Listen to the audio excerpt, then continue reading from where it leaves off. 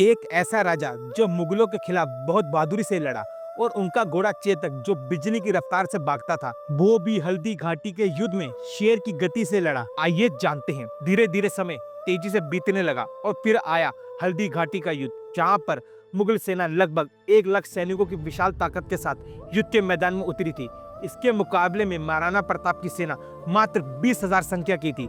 इस विशाल संख्या के अलावा मुगल सेना के पास कई शक्तिशाली हाथी भी थे जो युद्ध में तबाही मचाने के लिए जाने जाते थे, लेकिन मेवाड़ की सेना के पास हाथियों की संख्या बहुत कम थी। ऐसे में महाराणा को अपने योद्धाओं और खासकर अपने घोड़ों पर ही पूरा भरोसा था। इस युद्ध में महाराणा प्रताप ने चेतक के माथे पर हाथी की नकली सूंड बांध दी थी ताकि वह युद्ध में मुगल सेना के हाथियों को धोखा दे सके। मुगल के हाथी चेतक को देखकर उसे अपने बच्चे जैसा समझते थे और उस पर हमला नहीं करते थे। यह महाराणा प्रताप की युद्ध रणनीति का एक महत्वपूर्ण हिस्सा था, लेकिन कुछ इतिहासकारियों का यह भी कहना था कि मुगल सैनिकों को यह भ्रम होता था कि सामने से कोई धीरे धीरे उनकी ओर आ रहा है, लेकिन यह उनकी सबसे बड़ी भूल साबित होती थी। जैसे ही वे चेतक को हाथी समझकर धीमी होने की उम्मीद करते थे, चेतक बिजली की रफ्तार से हवा में दौड़ता और मुगलों के बीच में पहुंच जाता।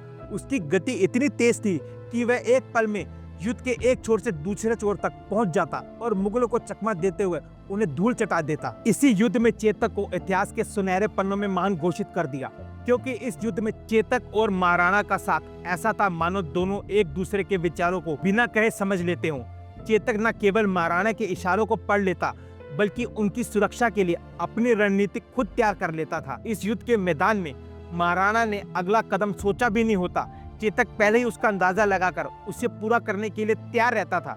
चेतक की ताकत और सहन शक्ति का अंदाजा आप इससे लगा सकते थे कि वह महाराणा प्रताप के 781 किलो का भाला, 72 किलो का छाती का कवच, 25-25 किलो की 2 तलवारें और खुद महाराणा प्रताप का 110 किलो का वजन लेकर युद्ध भूमि में ऐसे दौड़ता मानो हवा को भी मात दे रहा हो। उसकी गति इतनी तेज थी कि दुश्मन उसकी चाल को पकड़ भी नहीं पाते थे। एक पल में वह एक और होता और अगले ही पल दुश्मनों के घेरे को चीरता हुआ दूसरी ओर पहुंच जाता। युद्ध में मानो चेतक आग उगल रहा था। तभी महाराणा प्रताप ने अपनी लगाम खींचते हुए कहा, चेतक, आज हमने मान सिंह तक पहुंचना है। मैं यहाँ बता दूं कि मान सिंह इस युद्ध में मुगलों के सेनापति था।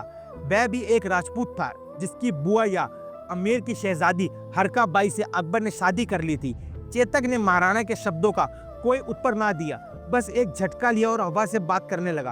अपने माथे पर बंधी नकली हाथी की सूंड के कारण मुगल सेना पहले ही भ्रम में थी कि कोई समझ ही नहीं पा रहा था ये हाथी इतनी गति से कैसे आगे बढ़ सकता है। मान सिंह की ओर निशाना साधा, लेकिन ठीक उसी क्षण मान सिंह हाथी के खोदे में छिपकर बच निकला, लेकिन उसका महावत मारा गया।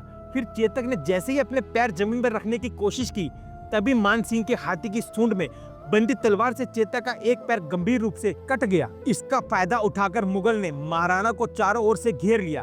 महाराणा भी युद्ध में लड़ते लड़ते बुरी तरह से घायल हो चुके थे और उनकी स्थिति गंभीर हो रही थी।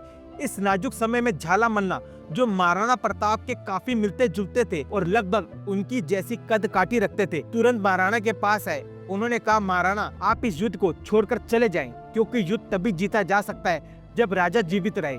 मेवाड़ को आपकी जरूरत है, आपका जीवित रहना अत्यंत आवश्यक है। महाराणा प्रताप पहले तो जाने में संकोच कर रहे थे, लेकिन चेतक की हालत देखकर उन्होंने अपना मुकुट और सिर से राजा चिन्ह उतारकर झाला मल्ला को सौंप दिया। इसके बाद वे घायल चेतक पर चढ़कर रणभूमि में जंगल की ओर चल पड़े। इधर रणभूमि में मुगलों को भ्रम हो गया और उन्होंने झाला मल्ला को ही महाराणा प्रताप समझकर उन पर हमला कर दिया। झाला मल्ला ने आदित्य साहस का परिचय देते हुए मुगलों का सामना किया और अपने प्राणों की आहुति देकर अंतिम क्षणों तक मुगलों को रोके रखा, ताकि महाराणा प्रताप सुरक्षित रह सके और मेवाड़ की लड़ाई जारी रह सके।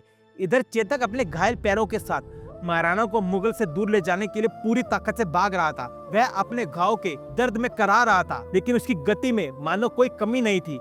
ऐसा लग रहा था जैसे वह अपने स्वामी को सुरक्षित रखने की जिद में हवा से बातें कर रहा है। पीछे मुगलों का कुछ दल लगातार पीछा कर रहा था। तभी एक मुगल सैनिक ने चेतक के घायल पैर पर एक भाला फेंक दिया, जिससे चेतक की चोट और गंभीर हो गई। इसके बावजूद चेतक ने महाराणा को छोड़ने का नाम नहीं लिया और अपने अंतिम बल के साथ दौड़ता रहा। रास्ते में अचानक 26 फीट गहरा नाला आ गया। महाराणा के मन में एक पल को लगा कि अब शायद बचना मुश्किल है, लेकिन तभी चेतक ने अपनी जिंदगी की सबसे बड़ी छलांग लगाई। अपने आखिरी प्राणों की ताकत से उसने वह नाला पार कर दिया और महाराणा को सुरक्षित दूसरी ओर पहुंचा दिया। मुगल सैनिक उस नाले को पार नहीं कर पाए, लेकिन चेतक की यह विशाल छलांग उसके लिए अंतिम साबित हुई, क्योंकि दूसरी ओर पहुंचते ही वह दर्द में टूटकर गिर पड़ा और वहीं महाराणा के गोद में अपना सर रखकर वीर गद्दी को प्राप्त हो गया। उसकी इस अंतिम बहादुरी ने महाराणा को मुगलों से सुरक्षित बचा लिया, क्योंकि पीछा करती मुगल सेना इस नाले को पार नहीं कर सकी। तभी अचानक आगे के जंगलों से घोड़े की टापों की आवाज सुनाई दी। महाराणा ने जब देखा तो उनके सामने उनके सौतेले भाई शक्ति सिंह खड़े थे। शक्ति सिंह जो हल्दी घाटी के युद्ध में महाराणा के खिलाफ मुगलों की ओर से लड़े थे।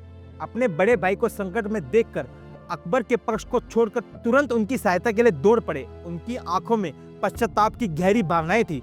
शक्ति सिंह ने महाराणा के पास आकर भारी स्वर में कहा, भैया मुझे माफ कर दो। महाराणा पहले ही चेतक की मृत्यु से दुखी थे। चेतक का यह बलिदान उनके लिए असहनीय था, लेकिन इतने कठिन समय में भी महाराणा ने अपने दिल के बोझ को भुलाकर शक्ति सिंह को क्षमा कर दिया। इस भावुक क्षण के बाद शक्ति सिंह ने महाराणा को अपना घोड़ा त्राटक दे दिया। जैसे कि मैंने बताया था, त्राटक को महाराणा ने ही शक्ति सिंह को दिया था। फिर दोनों ने मिलकर चेतक का वहीं पर अंतिम संस्कार किया और उसके बाद महाराणा त्राटक पर बैठकर जंगल की ओर निकल गए। उम्मीद है चेतक की यह बलिदान की कहानी आपको पसंद आई होगी। आपको यह कहानी कैसी लगी हमें कमेंट्स में जरूर बताएं और हमारे चैनल को लाइक, शेयर एंड सब्सक्राइब कर दो। आपको ऐसी अच्छी और सच्ची कहानियां देखने को मिलती रहेंगी। तब तक के लिए नमस्कार।